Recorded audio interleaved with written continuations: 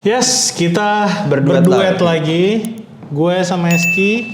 Karena saat ini Patrick yang seharusnya ada di sana ya harusnya. Lu di tengah biasanya. Iya betul. Ya. Patrick tadi dia WhatsApp ke kita, dia bilang gue lagi dandanin goa gue. Jadi kalau MU kalah lagi, gue nyaman gitu. Jadi gue nggak perlu nyari udara keluar. Oke, suara pesimistis. Suara pesimis. Karena dia kan pengen banget MU juara. Iya. Dia nggak siap terima kenyataan kita dibantai 2-0 sama tim Luar championship. biasa, luar biasa. Jadi ya udah kita doakan saja semoga Dia keluar dari gua. keluar dari goa sesegera mungkin. Oke? Amin. Itu aja. Bumper.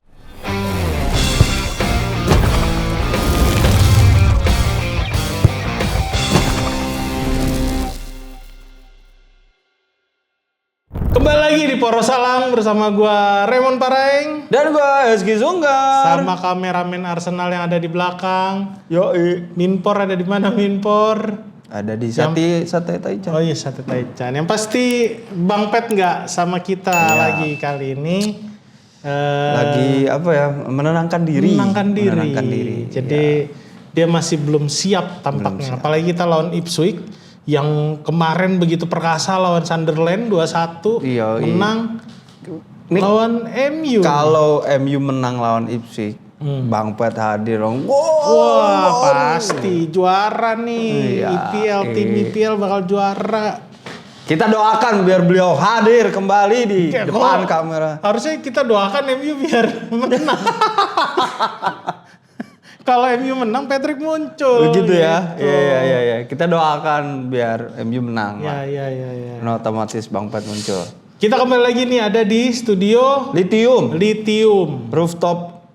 Enggak dong, itu rooftop bar itu di Oh, iya. atas. Ini studio Lithium yang ada di Jalan Adi Aksaraya. Jadi basically ini bisa difungsikan sebagai tempat meeting. Jadi buat kalian yang mungkin ngantor di daerah Jakarta Selatan lagi nyari open space virtual lah ya buat meeting apa segala macam. Lithium, makanannya enak-enak. Bisa pakai. Wah, keren. Kok Mantap. keren sih? Kopinya enak ya. Yoi. Kesini aja lah ya. Yoi. Ki, Ya. Manchester United. Tos dong, kayak pundit-pundit. Salam olahraga. Pundit abal. Kelihatan banget ya tahun 90-an ya salam olahraga. Di Pandit bawah. abal. Tahu gue mau ngomongin apa? Apa dong? MU lawan Ipswich. Ya kan? jelas. Oh iya, sebelum masuk pembahasan, kita tetap ngadain nonton bareng. Oh. Di hari Minggu jam setengah 11. Kita Open gate-nya? gate pasti jam 10. Jam 10. Sorry, kok jam 10? Bener dong, 10 Setengah malam. 11, jam 10 ya bener jam 10. Betul. Cuma nanti kemungkinan ada teman-teman dari Chelsea yang nobar juga. Jadi kita standby dulu di bawah. Nanti Bergantian. tag team baru naik ke atas Yoi. gitu. Jadi langsung aja ke Lithium Rooftop Bar. Yoi. Cek informasinya ada di Instagram Poros sama Salang. X Poros Salang. Yoi. Oke, Ki. Ini kita lawan Ipswich. tim yang pernah 2 musim lalu main di IPL. main di IPL bersama pelatih Manchester United Kieran McKenna. dan sekarang dia balik sama Gary Gary O'Neil O'Neil. yang which is juga sebenarnya nggak buruk-buruk amat waktu di Strasbourg ya. Ya. Tapi waktu dia di IPL gagal. Enggak, not so much lah ya karena Nah, dia karena di Wolverhampton di hancur Wolves banget kan. Sebelumnya juga di mana ya? Gue lupa. Di West Ham kalau nggak salah. Iya, ini Dia lumayan kok. Matheus Cunha lawan pelatih dia. Bournemouth, Iya. sorry. Matheus Cunha lawan pelatihnya, ya kan? yes. Jadi kenapa dia di Wolves itu bisa dikatakan gagal ya? Padahal materi menurut gue bagus. Karena pemain yang menjadi kuncinya itu cabut. Karena Ruben Neves. Matheus Cunha dan Oh Adnouri iya benar. itu Adnouri menyumbang ke City, banyak kan. ya. Menyumbang banyak produktivitas gol mereka Sama lah. akhirnya si Neto juga cabut. Iya, jadinya membuat tim itu agak goyang. Gue mengerti lah. Vitinha tuh zaman dia bukan sih? Vitinha kayaknya si Nuno deh. Oh Nuno ya? Vitinha Nuno ya? John Neves Vitinha kan. Iya. Iya, zaman Nuno kalau nggak salah. Sempat nggak bisa dia karena badannya kecil. Ini Ipswich nih datang ke Liga Inggris. Menurut gue persiapannya, udah mateng. Dia overhaul tim secara besar-besaran. Bahkan Gary O'Neill bawa 2 pemain kesenangannya bisa dibilang. Pemain favoritnya si siapa? Abdul Otara sama Enciso. Julian Ciso. Julian Ciso. Iya. Nah, terus banyak lagi pemain-pemain lainnya yang dibawa sama dia. Yang artinya ini pemain baru dan udah dibuktikan kemarin lawan Sunderland yang kita tahu musim lalu. Sunderland, striker Brobbey lumayan banyak bikin gol. Intinya salah satu tim promosi musim lalu yang sangat siap berlaga di IPL. Ipswich ya? Sunderland. Musim lalu bisa dikalahin sama Ipswich di laga pertama kemarin 2-1, tapi itu di kandang Ipswich Town. Apa nama kandangnya? Portman Road. Nah, lu ngeliatnya gimana nih? Carrick lagi gue bilang apa ya? Bisa dibilang hancur-hancuran gak sih? Enggak lah. Enggak juga ya? Ya, lagi limbung. Kalau lu menurut lu gimana nih? Gua kan nonton ya Ipswich lawan Sunderland. Dan gue melihat ada sisi di mana agresifnya Ipswich itu di sisi kanan yaitu Julian Ciso. Ini sama-sama 4-2-3-1 kan? Ya, salah satu pemain favorit gue di Ipswich itu Marcelino Nunes. Iya, itu pemain tengahnya Ipswich. Marcelino Nunes. Terus kemudian dia itu salah satu pemain kuncinya Norwich kalau nggak salah musim lalu. 2 musim lalu. Jadi si Kieran McKenna itu ngebeli si Marcelino Nunes. Sebenarnya Norwich nggak pengen dia pergi tuh, tapi memang Ipswich datang dengan tawaran yang menarik. Akhirnya Marcelino Nunes pergi dan dia adalah salah satu pemain kunci dari Norwich. Dan akhirnya karena kehadiran dia, Ipswich menjadi lebih kuat di tengah. Nah kemarin juga lawan Sunderland, dia juga menurut gue bermain apik selain Julio Enciso. Tapi jangan lupa dia bawa banyak senjata kalau menurut gue. Dia beli pemain Toulouse tuh strikernya Emerson. Sama andalannya Leicester Abdul Fatawu. Ya menurut gue ini bisa dibilang tim promosi yang udah siap jadi pengganggu atau kuda hitam ataupun untuk bertahan di IPL. Sebenarnya kalau gua ngelihat sih Bang. Sama Issa Diop Fulham. Issa Diop. Gila betul. Sih itu. Nah Julian Ciso ini kan pernah main di Ipswich kalau nggak salah. Pernah dipinjam menjadi sebenarnya bukan baru nih, bukan orang baru nih dia di Ipswich gitu. Waktu dia di Ipswich berarti sama Kieran McKenna juga. Dan kalau nggak salah sempat mencuri perhatian si Ciso ini. Makanya dibalikin lagi ke Brighton. Brighton ngambil lagi. Pernah nyetak gol jarak jauh kalau nggak salah. Nah intinya sih ini pemain bisa jadi perusak buat Manchester United di sisinya Luke Shaw. Itu yang gua khawatirin sih. Terus kemudian Ipswich-nya sendiri musim ini itu jadi tim nomor 2 atau nomor 3 menggelontorkan dana terbanyak di Premier League. Memang ini tim kaya kan, salah satunya juga dia dimiliki oleh Ed Sheeran, salah satu ownernya. Jadi Ed Sheeran sekaya itu ya? Kalau nggak salah dia berpartneran, gue lupa. Sama kayak Ryan Reynolds-nya Wrexham nggak sih? Enggak juga sih, tapi maksud gue dia emang kaya, ini memang klub punya. Intinya yang gue ngelihat Ipswich itu udah ready, jauh lebih ready dari kedatangan McKenna awal-awal, tapi bukan berarti dia punya potensi bertahan cukup besar.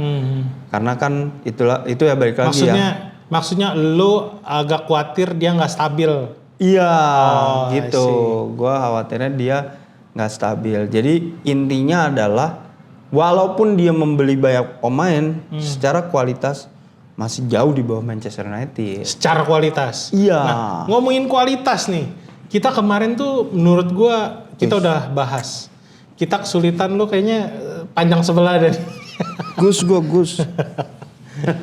Magnificent Seven, gokil. Punya siapa nih? Hah? Dari musim lalu udah ada. Dari 2 musim lalu ya. Terus Bang? Lupa deh tuh gue mau ngomong apa. Maksud gue gini, kalau kita ngomongin kualitas, kita udah kemarin bahas Manchester United, kekurangannya di mana, dan kita jelas startnya lebih lambat. Padahal sebenarnya kita punya kualitas untuk bermain lebih cepat. Kita punya pelari semua ya kan. Apalagi Amad Diallo kalau misalnya udah sehat akan jadi pembeda ya kan. Nah, ini ngomongin 2 wingback kita yang menurut gua kemarin kontribusinya tipis banget. Si Mazraoui berarti ya penampilan Mazraoui. Iya, Mazraoui di kanan, Luke Shaw di kiri. Memang Luke Shaw kita udah berkali-kali bahas. Dia punya kemampuan dia buat baca ruang, buat baca arah passing lawan. Dia berapa kali dia mutus serangan kemarin kan dia overlapping terlalu lambat. Nah, gue ngelihat kita ada masalah berarti kan. Belum lagi yang udah kita bahas waktu AC Milan naruh bola di belakang defender midfielder kita kemarin Santos sama Tielemans udah kita bahas juga kayak masih kurang padu, masih belum tahu kapan mereka harus siapa yang harus turun, siapa yang harus naik ke atas itu masih berantakan. Nah, Ipswich dengan luar biasa bisa ngalahin Sunderland di under kepemimpinan Granit Xhaka. Dan jangan lupa mereka juga ada Daizen Maeda yang main luar biasa di Jepang. Ini kan jadi masalah baru sebenarnya kalau kita main kayak kemarin gitu loh. Ipswich ini baru menang lawan Leicester 2-1. Dia nggak dimainin. Tapi waktu lawan Sunderland, Maeda ini main hampir full 90 menit. Menit 80 dia diganti.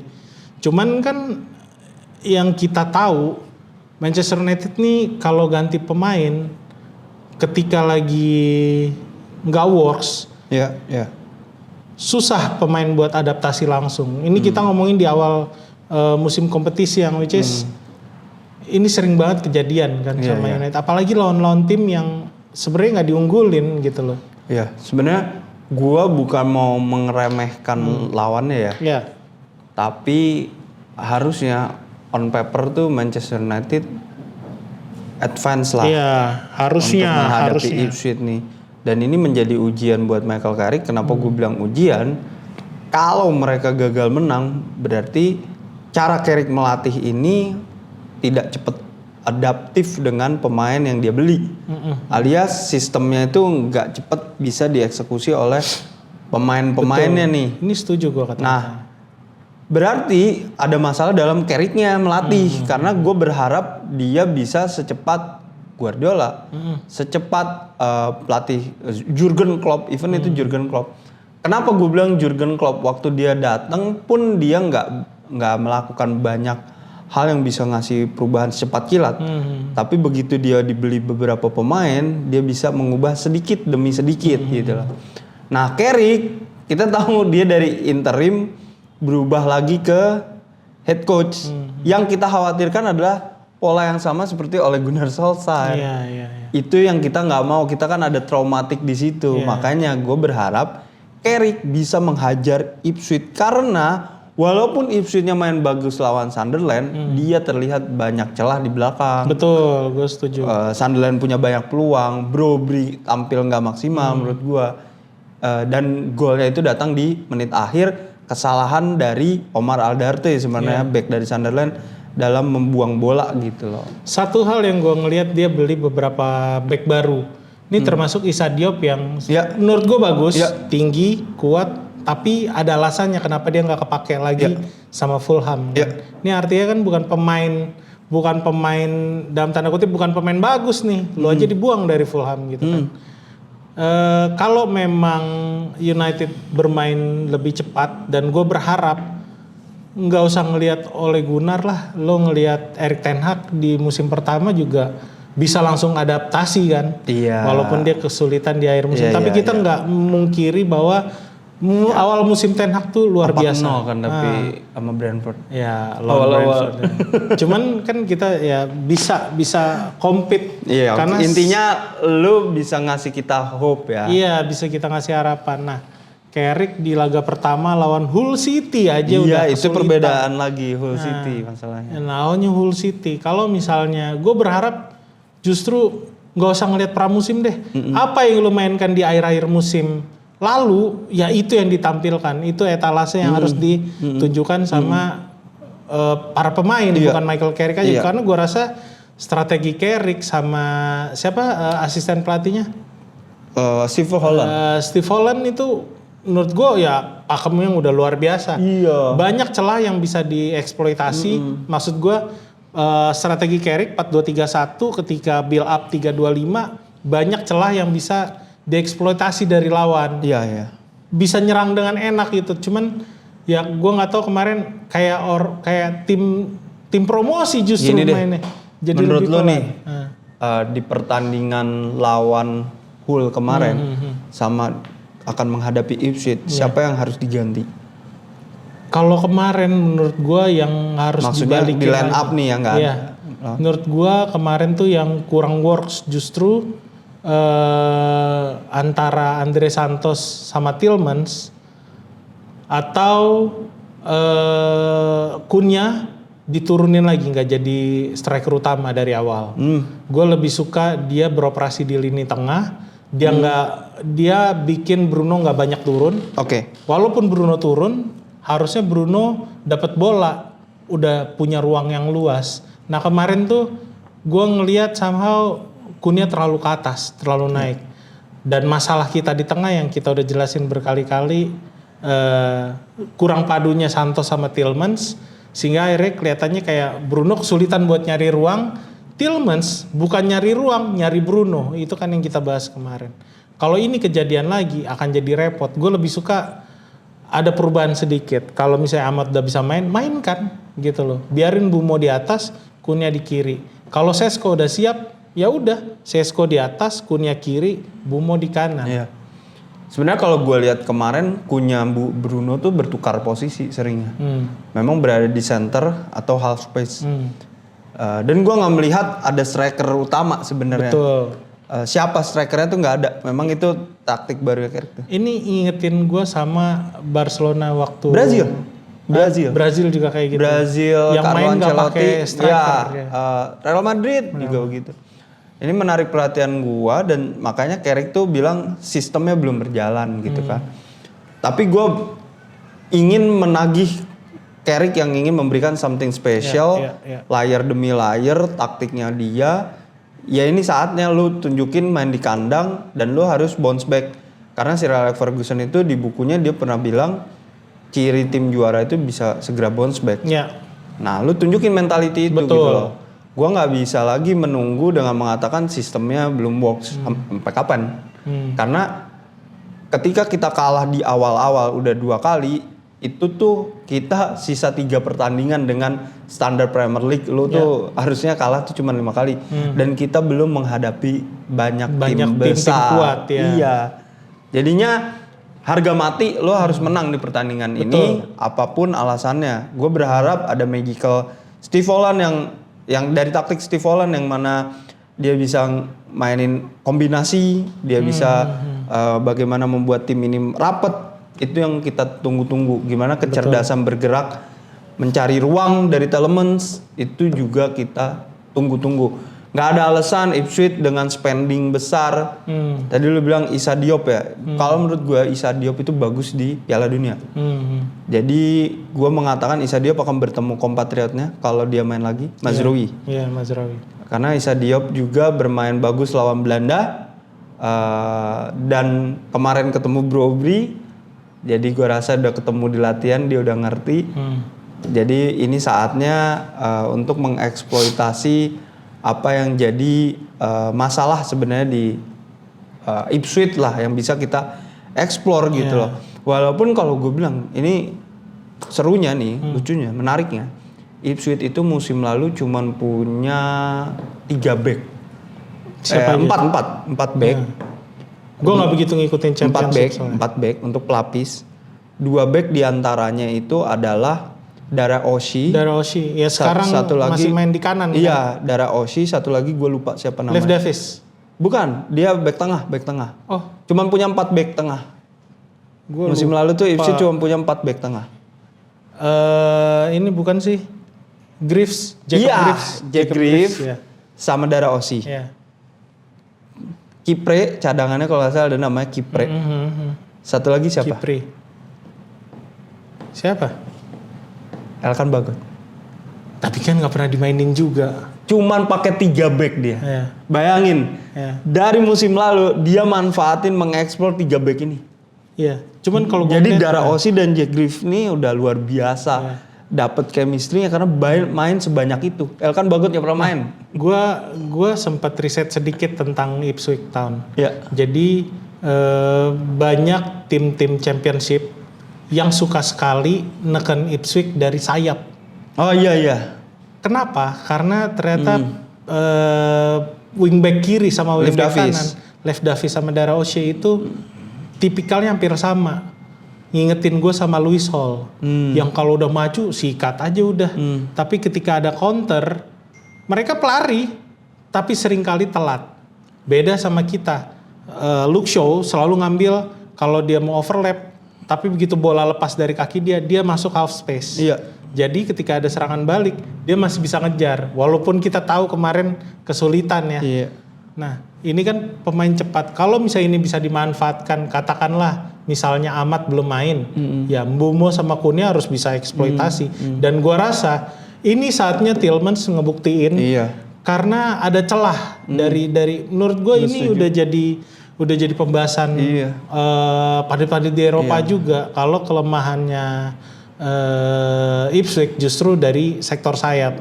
Kalau ini bisa dimanfaatin bener. Yang penting gue pengen ngelihat Manchester United Carrick dari awal Ngotot, neken, Iya. main Itu neken kan dari gesture ya sekarang. berarti ya. Terus kalau memang kita ngandelin sayap, yang jadi masalah kemarin kan crossing. Crossing banyak banget ke dalam kotak penaltinya Hull, tapi nggak ada yang bisa sampai satupun, sampai ke back-backnya, ke Nobel Mendy, ke kepalanya mereka gitu loh. Nah maksud gue ini ya masih ada berapa nih, Kamis, Jumat, Sabtu masih ada waktu buat ngelatih crossing. Lo neken, sikat dari sayap. Gue rasa ini jadi pertandingan yang mudah buat Manchester United sih. Lu tadi notice Leif Davies gitu ya. Sebenarnya Leif Davies itu ketika membawa tim ini promosi 3 musim lalu berarti. Ini musik dari mana? Ada musik nih. Oh dari luar, dangdutan gitu ya. Ketika Leif Davies itu dibawa musim lalu gitu ya. Itu tuh dia menjadi top scorer assist klub kalau gue nggak salah. Iya. Nah kemudian ketika dia salah satu pemain FPL gue. Iya. Dan ketika di Premier League kacau. Dapat kartu merah. Kaget Dapat kartu merah dan kurang lah pokoknya. Nah musim ini menjadi pembuktian dia nih. Apakah dia memang pemain yang udah di level Premier League gitu loh. Jadi menurut gua itu bisa jadi momentum untuk dimanfaatkan Bryan Mbeumo ataupun Ahmad yang main di kanan nantinya. Dan gua rasa Dorgu nggak akan dimainin nih. Gua rasa sih ya. Gua rasa enggak gitu. Mungkin Cunnya bisa ditarik.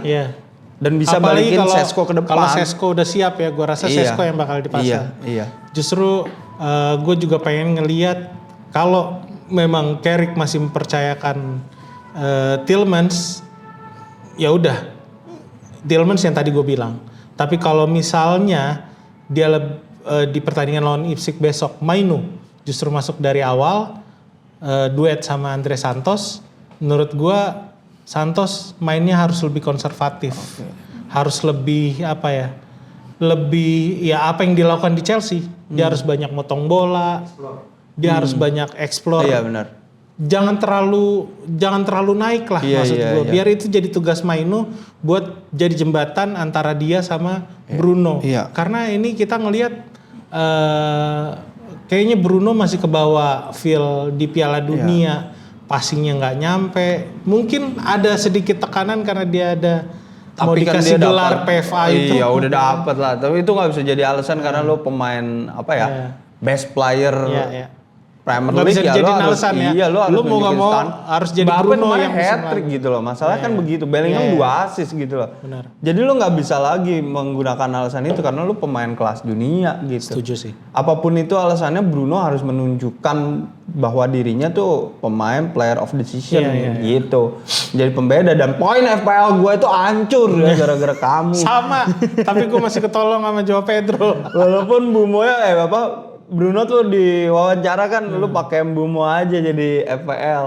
Padahal gue berharap hancur. Ya, gue berharap sebenarnya bola enak tuh datangnya dari Luke Shaw. Karena gue ngelihat kemampuan Andre Santos kemarin ngalirin bola selama pramusim tuh enak kan. Tapi lu menilai di laga kemarin perpaduan antara Shaw sama Rashford oke kan? Gua nggak ngelihat itu, justru gua ngelihat belum ya. Rashford itu yang luar biasa. Rashford oke ya. Banyak percobaan lah dia. Banyak chances dan memang dia banyak utak-atik bola, tapi works. Nggak kayak waktu United yang berbahaya lah.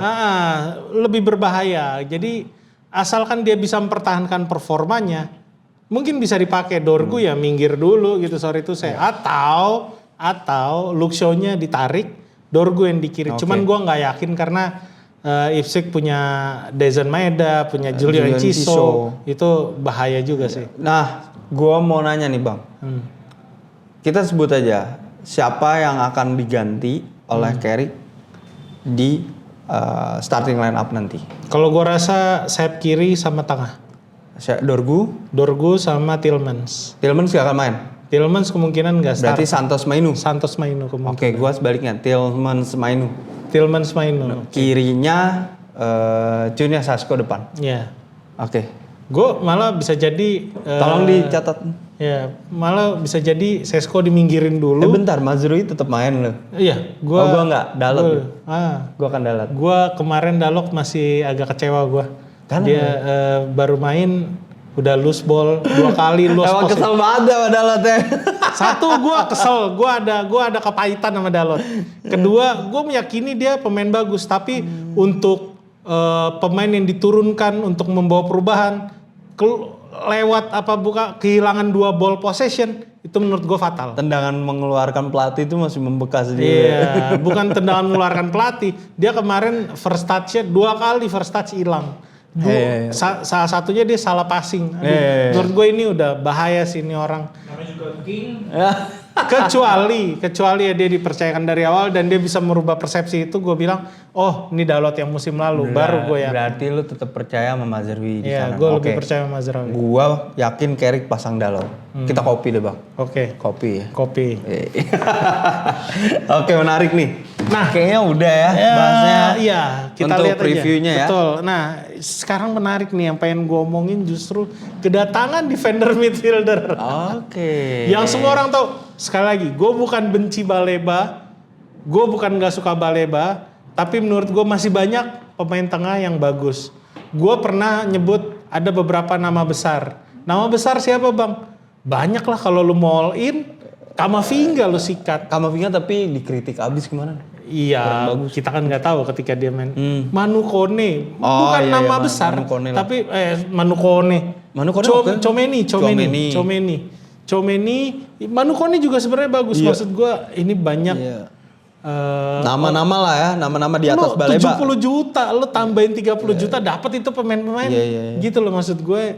Tapi ya udah, ini Baleba sesuai dengan pandangan Ineos, visi Ineos ke depan masih 22 tahun, waktunya masih banyak. Kabarnya ini keinginan Wilcox ya? Apa? Gua nggak mau ikutin lah itu. Gua nggak bisa. Tapi kan banyak yang ngaitin di kolom komentar nih. Kita tuh nggak bisa memastikan itu benar atau enggak ya. Setelah kita riset, itu tuh memang sumbernya masih simpang siur gitu loh. Jadinya kita menganggap ya udah Baleba diambil karena umurnya masih sangat muda. Sangat muda dan memang dia defender midfielder yang kenceng. Udah gitu, diincar lama lah. Begitu.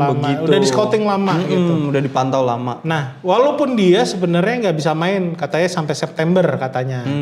Jadi kalau gue bilang ini keseleo ringan yang bisa diurut di Haji Nawi gitu. Kemungkinan debut lawan Brighton gitu. Jadi United tuh ketemu di EFL kocokannya ketemu sama Brighton di kandang Manchester United lagi. Jadi menurut gue ini menarik. Bisa jadi dia bisa debut dia bisa jadi Baleba nih debut lawan mantan timnya. Trauma FA Cup musim tapi, lalu ya. Gini, Baleba ini kita tahu dia punya keeping ball yang luar biasa baik. Betul. Dia punya passing yang bisa dibilang nggak bagus-bagus amat, tapi selalu on point. Kalau lo lihat dia bermain buat Brighton tuh dapat banyak passingnya di atas 70% semua. Terus dia bisa kontrol tempo, ya kan? Dia bisa kontrol tempo. Menurut gue nih anak ada gue bilang nih anak bagus. Cuman apakah dia bisa langsung nyetel dengan langsung jadi solusi jawaban? Iya, jadi solusi jawaban kan belum tentu. Kalau menurut lu gimana?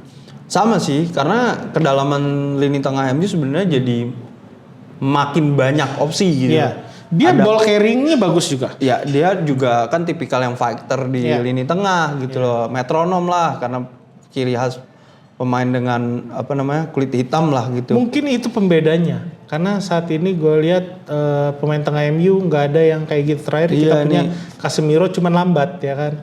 Ternyata Andre Santos nggak begitu amat. Gue jadi inget Fred juga agak bermain kotor kan. Ya kan mau main kotor gitu. Benar. Nah, sebenarnya kalau gue lihat nih ya, ada nama Andre Santos, terus tadi lagi ada nama Kobbie Mainoo, ada nama Tielemans, sekarang nambah Baleba. Udah cukup dalam kan berarti? Harusnya. Karena tambahan lagi kan 2 pemain muda, Jack sama Tyler Fletcher, yang mungkin bisa belajar yang dulu. Yang kemarin baru bikin passing ke siapa? Ke JJ Gabriel. Ya. Itu di mana lawan City U21. Ya? Lawan Ipswich juga. Oh, lawan Ipswich. Menang ya 5-0. Iya menang. Lawan Ipswich U21 menang 5-0. Iya. Nah, menariknya itu yang gua khawatir adalah dari banyaknya kedalaman skuad ini ditambah Ugarte juga belum dijual. Oh, lu nggak bilang dia belum sembuh tapi belum dijual gitu lah. Ini kan terlalu gemuk gitu di lini tengah. Dengan datangnya Baleba udah pasti dijual sih kalau menurut gua. Nggak tahu kan kapan mau dijualnya. Iya, cuman kita nggak tahu kapan. Ya itu maksud gua, gemuk banget nih skuad MU. Jadi di tengah banyak banget. Belum lagi ada rencana Mason Mount kan yang mainnya di midfielder gitu loh. Gua sampai lupa ada Mason Mount. Jadi cukup banyak nih di tengah MU. Itu yang maksud gua adalah cukup gemuk di satu posisi gitu lah. Makanya gue berharap adalah Lewis Hall. Walaupun Lewis Hall kemarin lawan Liverpool agak disulitkan oleh Victor Munoz. Ini menarik kalau ngomongin Lewis Hall sedikit ya. Ternyata United agak berubah arah. Iya, katanya begitu. Iya, kalau orang-orang bilang Balde karena Balde sempat stay tapi. Ya, Alejandro Balde, tapi gue lihat kayak arahnya antara David Raum atau Jorge Salinas. Ya atau Hari Amas, kamu ready ya?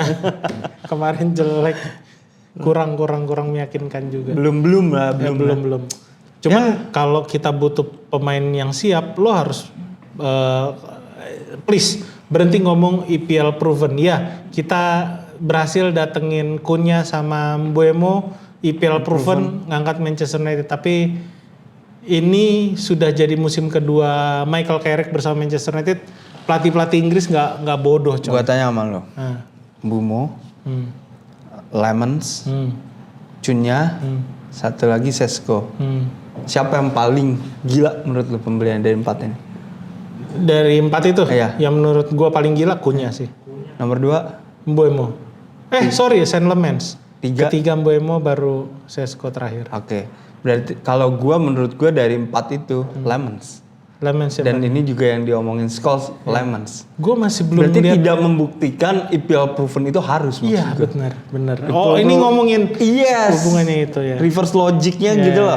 Termasuk juga Sesko yang ternyata bisa gitu loh. Jadi gue menilai ya jangan melulu EPL proven, tapi something yang bisa mengisi sesuatu yang memang harus gitu loh. Fulfill gitu loh, nggak mesti dia harus dari EPL, enggak juga. Sesko tuh kalau nggak cedera mungkin golnya lebih banyak, tau nggak lo? Iya. Kan dia aja hampir ngejar 10 ternyata gol. Dia tidak cocok dengan Amorim, tapi dia cocok dengan Carrick. Maksud gue juga ada variabel lain nih, cocok nggak sama pelatihnya. Betul gitu. Sekali. Kayak Christos Solis. Yoi. Bawa tapi Solis pernah main di Norwich masalahnya. Iya. EPL proven nggak tahu? Nggak tahu dia nggak tahu malahan. Tahu dia. Tahu dia, tapi dia memang kan nggak di Norwich nggak menonjol. Jadi ada perbedaan EPL proven sama experience di EPL. Malah menurut gue gini Ki, malah bisa jadi Miles Lewis Kelly, tapi buat apa ya tengahnya? Iya. Kan kita butuhnya udah back. kebanyakan, tapi Luis Kelly bisa di kiri, back kiri. Oh bisa di kiri, bisa back kiri, wing back. Iya, back. Ya, bisa iya jadi. posisi. Dan dia masih 19 tahun. Udahlah, mending Hari Almas gue sih. Oke, kita tinggalin dulu pembahasan itu. Gua mau sedikit ngebahas soal PFA Award. Ya kan? Bruno. Dari tadi kita ngomongin Yoi, bro. Katanya Declan Rice itu berbesar hati melihat Bruno berbesar baik banget ya, gue baca tulisan itu. Kalau kamu juara UCL ngomong begitu. Iya, ya udah. Declan Rice tuh memberikan respect ke Bruno. Iya, gue gitu. baca itu kayak ya udah nggak sih, semua juga begitu datang. Yang paling parah apa? Jordan Henderson juara waktu itu. Declan Rice bilang gitu karena diwawancarai, makanya gimana perasaannya, terus dia bilang kayak ya penghargaan ini sangat cocok untuk Bruno karena dia membawa Manchester United naik di masa-masa sulitnya. Oh iya, betul sih. Iya, itu respect dia, ngasih respect. Ya. Premier League Player of the Season, FA Football of the Year buat dari media. Terus Sir Matt Busby Player of the Year, Man United Players of the Year, PFA Players of the Year. Gila sih kalau menurut gue terakhir ngelihat anugerah sebanyak ini dalam satu musim ya Cristiano Ronaldo. Melihat anugerah. Iya. Salam Seven. Sedangkan di pertandingan kemarin dia buntu nih kayak lo bilang nggak bisa dijadiin alasan. Nah menurut lo gimana Ki? Lo bisa jelasin nggak? David De Gea 3 kali berturut-turut Sir Matt Busby Trophy. Jadi lo harus kayak David De Gea gitu. Iya. Dimana lo harus siap dong. Dia itu jadi tulang punggung MU kayak nepis luar biasa lawan Everton, lawan Sunderland, lawan Arsenal berapa 11 save rekor ya. Terus kemudian lawan Tottenham rekor lah, itu baru lo kelas dunia. Lo harus sekonsisten itu Bruno, tapi Bruno emang udah sekonsisten itu sih. Iya udah sekonsisten itu, tapi tetap menurut gue masih nggak cukup buat fans yang bolak-balik dikecewakan sama Manchester United. Nggak sedikit di timeline gue tuh marah-marah apa ya, ngerendahin Bruno, itu yang gue nggak suka tetep sebenarnya. Aja tawaran Galatasaray di reject. Gak usah di reject. Musim lalu tawaran duit Qatar di reject. Memang kita harus memikirkan siapa pengganti Bruno. Nah ini memang sudah harus. Ini yang mau gue bahas. Harus sebenarnya. Ada scoutnya, tapi gue menekankan Bruno masih layak berbaju MU 2 musim ke depan. Yes, ya apapun itu masih layak sejauh ini. Ketika dia mulai buntu bukan berarti itu punishment untuk judge dia. Overall di Manchester United itu begitu enggak kan? Toh dia top assist memecahkan rekor Thierry Henry musim lalu. Sama Kevin De Bruyne malah. Iya, jadi oke lah pemain itu ada on pasang surutnya. Tapi gue inget kata Roy Keane, Micah Richard itu kan biasalah bercanda sama Roy Keane. Kok lu bisa dibayar semahal itu karena gue main bagus setiap hari. Week ke week gue main bagus. Itu dialog yang digunakan di film Ted Lasso. Yang kaptennya. Yang mirip Keane. Iya mirip Keane. Siapa namanya gue lupa. Jadi dia bilang, lo kenapa masih dipercayakan? Ya karena gue bagus. Gue sebagus itu. Gue udah tua. Semua orang ngelihat gue udah tua tapi gue bermain bagus. Walaupun akhirnya dia ngerasa dia yang persis kayak Roy Keane, kayak saatnya anak muda yang tapi kan emang emang dia tuh kan karakternya yang menginspirasi Roy Keane. Nah, gue menilai Bruno harus punya mentalitas itu. Oke, Roy Keane juga pernah main jelek kan, tapi dia cepet naik lagi. Itu yang gue harapin dari seorang Bruno Fernandes. Kenapa gue paham sih orang-orang yang marah sama Bruno ini karena mereka ngalamin surutnya, bukan pasang ya malah. Mereka ngalamin surutnya bersama Manchester United. Mereka ngelihat rata-rata kebanyakan bukan pengikut United dari tahun 90-an. Anak-anak baru lah. Jadi gue ngelihat mungkin mereka agak ada cemburu sama fans-fans MU tahun 90-an karena bolak-balik ngebahas soal kemenangan, sedangkan mereka nggak bisa. Yang paling mereka bisa bawa cuman FA Cup, sama paling yang terakhir Euro sama Europa League sama Jose Mourinho. Nah, emang udah ada Bruno nggak ada itu? Enggak, maksudnya kebanggaan yang bisa mereka bawa. Nah, ketika mereka punya idola seperti Bruno Fernandes, mereka berharap lu jadi Ronaldonya yang nggak ada off-off-nya gitu loh. Se-off-off-nya Ronaldo, dia gol sebiji gitu loh. Ngerti gua. Nah, ini kemarin boro-boro asis, passing aja gagal terus kan gitu. Lu tau nggak world class player yang gua tonton sejauh ini, yang dia tuh standar mainnya jelek aja golin gitu. Selain Messi di Piala Dunia Mbappe, ya. Karena gue di MLS nggak nonton nih. MLS. Vinicius sih kalau gue lihat. Bukan cuman dia. Lamine Yamal tuh menunjukkan Yamal gitu. Sejelek-jeleknya golin. Pasti golin. Lawan Athletic Club itu dikantongin dia. Gue lupa bek kiri Athletic. Tapi dia ngegolin. Dia ngacak-ngacak. Ini pemain yang punya world class gitu standar. Standar dia tuh emang udah di level atas. Bruno pun sebenarnya sama, dia kadang mainnya momen. Cuman kemarin kalau yang jeleknya satu tim agak-agak susah juga buat Bruno menonjol. Tapi paling enggak gini Ki, sebagai orang yang udah menangi banyak penghargaan musim lalu, dia harusnya jadi pemecah kebuntuan dong. Iya maksud gua Yamal bagus dengan gaya mainnya. Bruno bagus dengan gaya mainnya. Gaya mainnya tergantung provide pemain lain gitu loh. Mungkin gini kata-katanya, gaya mainnya tergantung penampilan teman-temannya di lapangan, enggak juga. Dia harusnya bisa memberikan, tapi kan gue lihat kan ada banyak sloppy pass, ada banyak misposition, ada banyak. Bruno tuh udah mencoba beberapa kali dan salah satu yang gue kritik adalah ketika dia kontrol awal-awal agak tuh semi ajayi sempat ketarik, dia kontrol tapi too heavy buat dia untuk dapat. Ya intinya memang di hari itu bukan hari Bruno, tapi gue percaya Bruno bisa bangkit dan ya kalau lu mau lihat ya standar luar biasa world class itu ya kayak seorang Lamine Yamal, di mana dia dikantongin tapi tetap dia bisa memberikan. Mbappe Bruno pun juga harusnya.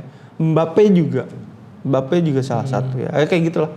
Mungkin salah satu contoh bukan mengamini orang-orang yang nggak suka sama Bruno ini ya, tapi gue ngelihat Jude Bellingham jadi apa sih di Real Madrid musim lalu? Tapi begitu dia main di Piala Dunia, dia jadi pembeda.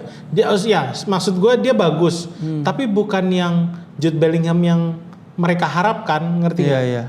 Tapi ketika dia main di Piala Dunia, mainnya juga kayak gitu, bagus, jadi pemecah kebuntuan. Nah Bruno musim kemarin benar-benar gendong tim bisa dibilang, ya kan? Tapi begitu dia di Piala Dunia dia bermain buruk, kebawa nih sampai sekarang. Jadi makanya gue beralasan gue bilang nih vibesnya masih kebawa nih orang ada masalah apa gitu loh. Mudah-mudahan kita doakan dia segera bangkit. Pas lawan Ipswich ini harus jadi modal yang baik buat para pemain. Bruno harus bermain bagus paling enggak lu bikin assist lah satu. Setuju. Lu punya Tielemans yang bisa buka ruang. Tielemans gue nggak tahu ya dia mindsetnya masih nyari Bruno kan. Berarti kan artinya dia masih berharap dengan adanya Bruno bisa lebih dari 21 assist gitu kan. Amin deh. Iya. Jadi menurut ini kata-kata yang udah gue catat ya. United tuh udah beli banyak pemain dan salah satunya adalah gelandang masa depan kayak Carlos Baleba. 22 tahun, masa depannya masih panjang. Manchester United juga udah dapetin Liga Champion, ya kan? Udah siap nih tarung, walaupun dikocok malam ini ya. Jam 12. Iya, nanti malam dikocok. Ini kita tag hari Kamis tanggal 27, jadi harusnya nanti malam by the time ini tayang udah ketahuan Manchester United lawan siapa. Dan terus Manchester United dan Michael Carrick juga baru ngasih penghargaan tertinggi. Yang terakhir kita ngasih itu ke Cristiano Ronaldo, PFA of the year, ya kan? Tapi menurut gue gini, pertanyaannya adalah setelah kalah dari Hull City, pertanyaannya bukan apakah Manchester United punya kualitas, tapi apakah Michael Carrick udah bikin tim ini cukup kuat dan gak lagi tergantung sama seorang Bruno Fernandes. Jadi pertanyaannya adalah di musim ini apakah di musim ini apakah Michael Carrick bisa ngerubah Manchester United sesuai dengan harapan kita? Itu yang kita tunggu ya. Ya, itulah M150 bisa. Bisa. Boleh masuk. Oke, itu aja dari kita Porosalam. Yoi. Ada lagi kameramen Arsenal soal Arsenal. Arsenal lawan Ipswich di kandang Ipswich. Jadi nanti bisa nyontek dari Manchester United ya cara ngalahin Ipswich kayak gimana ya. Oke, siap. Siap. Oke, itu aja dari kita. Gua Raymond Pareng. Gua Eski Sungkar. Di belakang ada kameramen Arsenal. Dan Minpor lagi gak ada. Bang Pak Pet. Prot lagi gak ada. Bang Pet lagi mana? Apa tadi dekorasi gua? Lagi dekorasi goanya. Oke. Dan kita ini Poros Halang. halang. Thank you. Semangat ya Dalot.